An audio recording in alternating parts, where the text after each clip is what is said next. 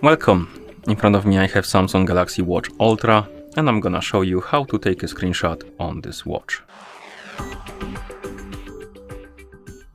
First, we need to wake up the screen on our watch, and you can do it by pressing the home button. Once you wake up the screen, go to the screen you want to capture. For example, I'm gonna open, let's say settings.